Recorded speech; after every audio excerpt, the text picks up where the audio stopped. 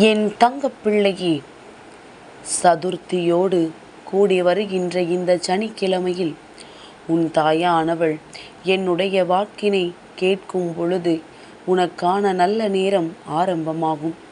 அம்மா இன்று தரப்போவது சாதாரண வாக்கு கிடையாது. என் குழந்தைக்கான நல்ல வாழ்க்கையினைத்தான் அம்மா தர வந்திருக்கின்றேன். என் தங்கமே, ஒவ்வொரு நாளையும் என் குழந்தை தொடங்கும் பொழுது அந்த நாள் உனக்கானது என்பதனை மனதிற்குள் புரிந்து கொண்டு நீ தொடங்க வேண்டும். ஒவ்வொரு விடியலும் விடியும் பொழுது இந்த நாள் நமக்காக விடிந்திருக்கிறது என்று நினைத்து சந்தோஷத்தோடு தொடங்க வேண்டுமே தவிர கவலையோடு எதற்காக விடிந்தது என்று நினைத்து ஒரு பொழுதும் தொடங்காதே. ஒருவேளை உனக்கு கஷ்டமே இருந்தாலும் கூட இன்றைய நாளில் இந்த வராகியானவள் அதனை உனக்கு தீர்த்து கொடுப்பேன் என்பதை நீ முழு மனதார நம்ப வேண்டும். என் தங்கமே, யாருடைய வாழ்த்தும் சாபமும் என்ன செய்துவிடும் என்று இருந்து விடாதே. நல்லவர்தானே, அவர்கள் கெட்டவர்தானே. இவர்கள் கொடுத்த வாழ்த்து, இவர்கள் கொடுத்த சாபம் எப்படி நம் வாழ்க்கையில் பலிக்கும் என்று ஒரு நாளும் நீ நினைக்கக்கூடாது. ஏனென்றால் அவர்களினுடைய வாழ்த்தும் அவர்களினுடைய சாபமும் தான் உன்னுடைய வாழ்க்கைக்கான விதி என்பதை முதலில் நீ புரிந்து கொள்.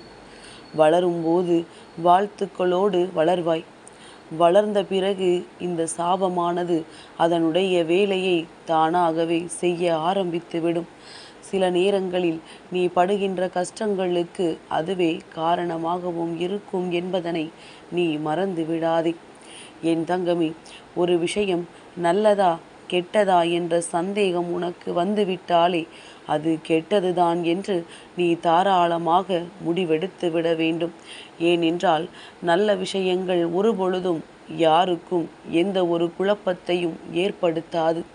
தெளிவான முடிவினை அது முன்கூட்டியே கொடுக்கும். கெட்ட விஷயமாக இருப்பதனால்தான் அது உன்னை குழப்ப ஆரம்பிக்கின்றது என்பதனை நீ புரிந்து கொள்ள வேண்டும்.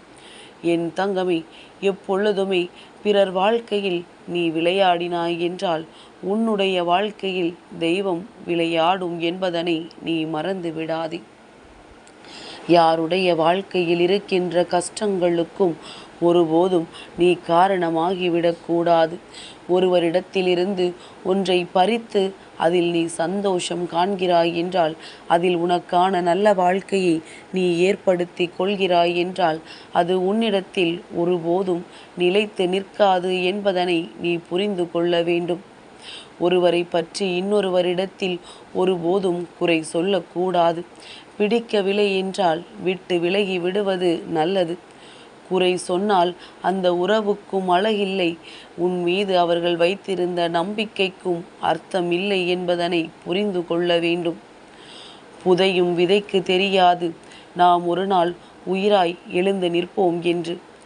அதுபோலத்தான் எரிந்து கொண்டிருக்கின்ற தீக்கு தெரியாது நாம் இருளை போக்குவோம் என்று. உன்னை ஏமாற்றுபவனுக்கு நிச்சயமாக தெரியாது நாளை அவனும் யாராவது ஒருவாள் ஏமாற்றப்படுவோம் என்று. என் குழந்தை, இறங்கிச் செல்வதில் பிரச்சனை கிடையாது. ஆனால் எப்படி இறங்குவது என்பதுதான் பிரச்சனையே. சில நேரங்களில் வாழ்க்கையும் உன்னை இப்படித்தான் திணற வைக்கின்றது. சரியான பாதையில் செல்லத்தான் நினைக்கின்றேன், ஆனால் எப்படி செல்வது என்று தெரியவில்லை என்று திணறிக் கொண்டிருக்கின்ற என் பிள்ளையின் கரத்தை பிடிக்கத்தான் உன் வராகி நான் வந்திருக்கின்றேன்.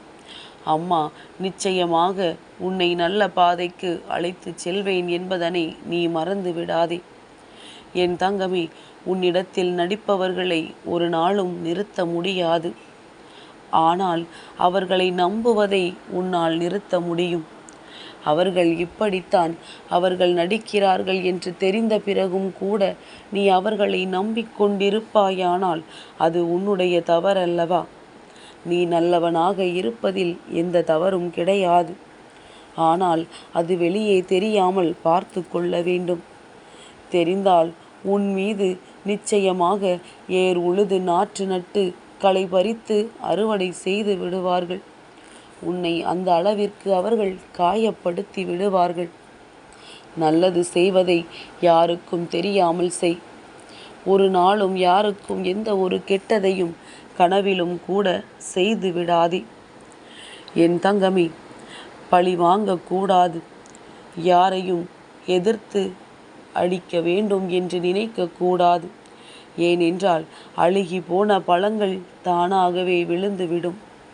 அவர்கள் செய்த தவறினால் அவர்கள் என்றோ அழுகிய பழமாக மாறிவிட்டார்கள். அதற்கான பலனையும் அவர்களே அனுபவிப்பார்கள்.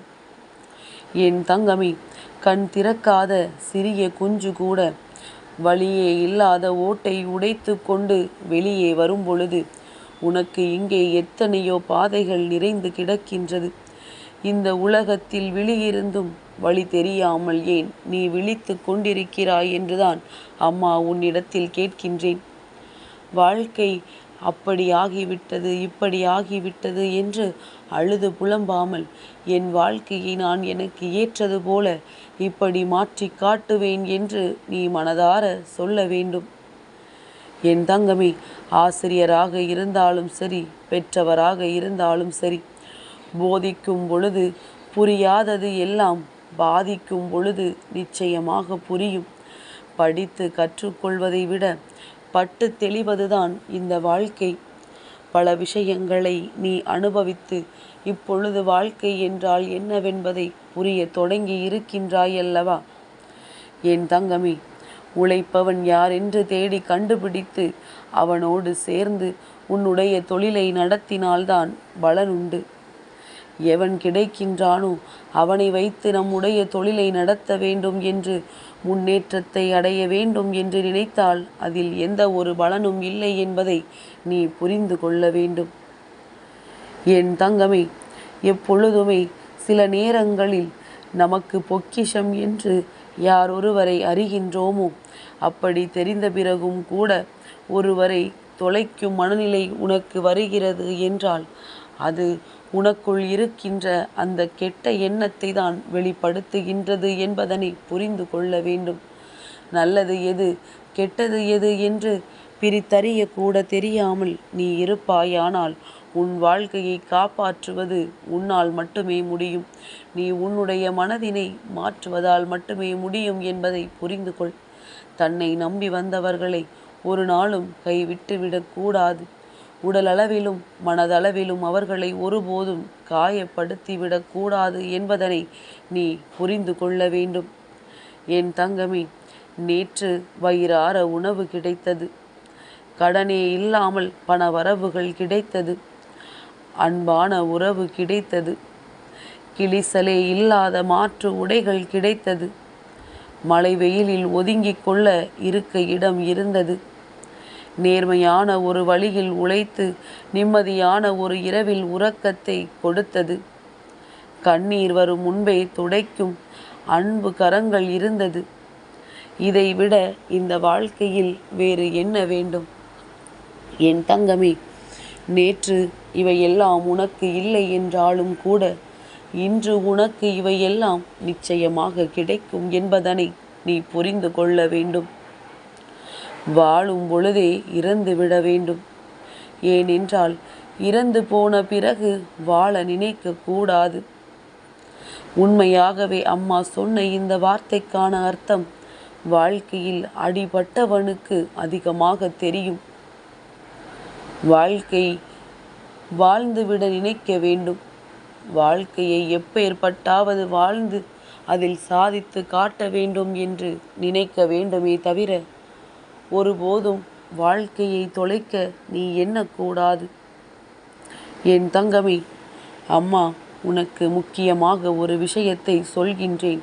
இதை தெளிவாக புரிந்து கொள். பெற்றவர்களுக்கு சோறு போடாதவர்கள் ஊர் மொத்தத்திற்கு சோறு போட்டும் புண்ணியத்தை தேடினார்கள் என்றால் அந்த புண்ணியம் ஒரு கடுகளவு கூட அவர்களுக்கு கிடைக்காது என்பதனை எப்பொழுதும் புரிந்து கொள்ள வேண்டும். தன்னுடைய இல்லத்தில் உள்ளவர்களை கவனித்து கொள்ளாமல் வெளியில் உள்ளவர்களுக்கு அள்ளி கொடுப்பவன் வாழ்க்கையில் ஒரு நாளும் புண்ணியம் சேராது என்பதனை தெளிவாக புரிந்து கொண்டு இயன்றவரை தன்னிடம் இருப்பவர்களுக்கும் கொடுத்து மற்றவர்களுக்கும் கொடுத்து உதவ வேண்டும். என் தங்கப் பிள்ளைக்கு இந்த வராகி அம்மாவினுடைய ஆசீர்வாதங்கள் எப்பொழுதும் உண்டு.